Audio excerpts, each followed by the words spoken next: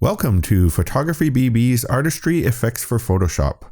In this tutorial, we're going to look at how to use our Sketchography3 effects collection. This effect is one of our newer type of Photoshop effects that makes use of Photoshop templates over Photoshop actions, which we've done in the past. There's a huge benefit to doing this because the effect result is more consistent when we use templates because the pixel sizes are fixed and the effects work better in Photoshop that way. Additionally, with Sketchography 3, we really strive to create some brand new sketch effects that are dissimilar from our previous sketch effects so that you have a new bunch of sketch options to choose from with use in your own digital artwork. So let's dive in and take a look at how to use Sketchography 3 templates. The first step is to open any one of the templates that we've included in the Sketchography 3 package. Now, each effect comes with a landscape, portrait, and a square orientation version of the templates so that you have some greater flexibility for use with your own images. So I'm just going to open up the Sketchography 3 scribbled landscape version of the template.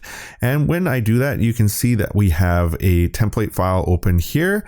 And it's very easy to add your own image to this template and see the effect unfold quite quickly, much faster than actions.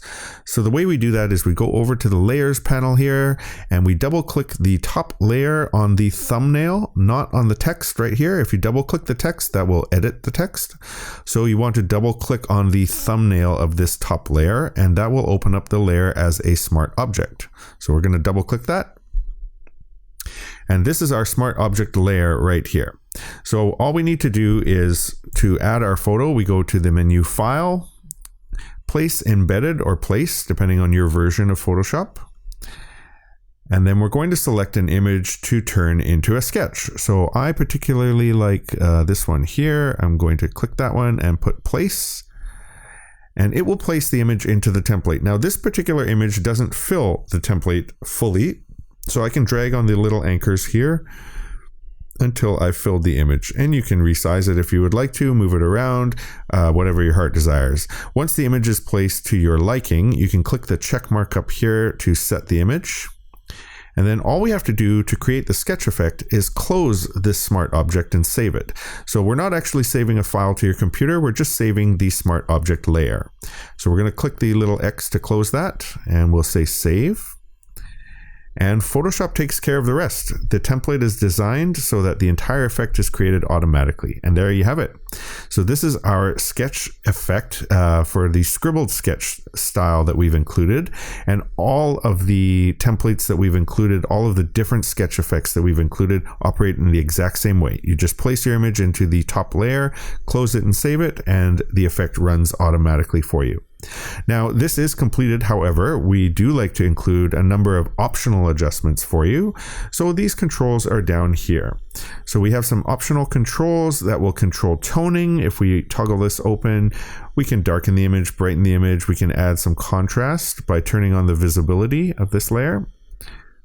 I actually like that with the contrast, so we'll leave that on. We can change the color temperature if we want to. Right now there's a very subtle color temperature hint, and if you want to adjust that, you can double click on the layer adjustment controls right here, and you can change the density. You can see we're making it a little cooler by doing that. And you can have a lot of fun there. You can make it warmer or cooler.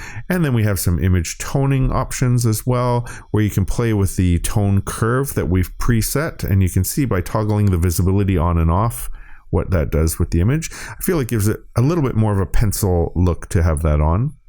And if you would like to, you can also add a color mood by turning this on. And you can adjust the color tone to your liking as well. Maybe something in the sepia. Something like that. We'll hit cancel. We'll turn that off for now. And we can close up that option and move into the textures options here. So right now for this effect, we have some noise on there. And what I'll do is I'll zoom into 100%.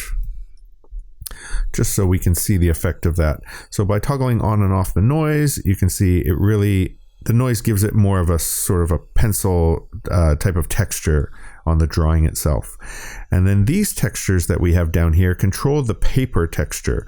So if we remove that, we're just adding or removing different paper texture styles. We have canvas styles, we have burlap, sandstone, and a couple of paper options as well. These will be more visible when you're actually doing it on your own computer. So we'll close that up. I'm going to jump back to what was 33% there, so we can see the whole image.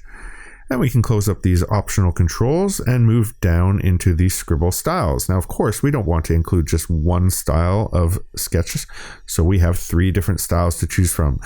This is more of a shaded sort of angular sketch style, style 1. If we turn that off, we can move into style 2, which is more of a scribbly type of style with no angles, sort of a chaotic sketch effect here.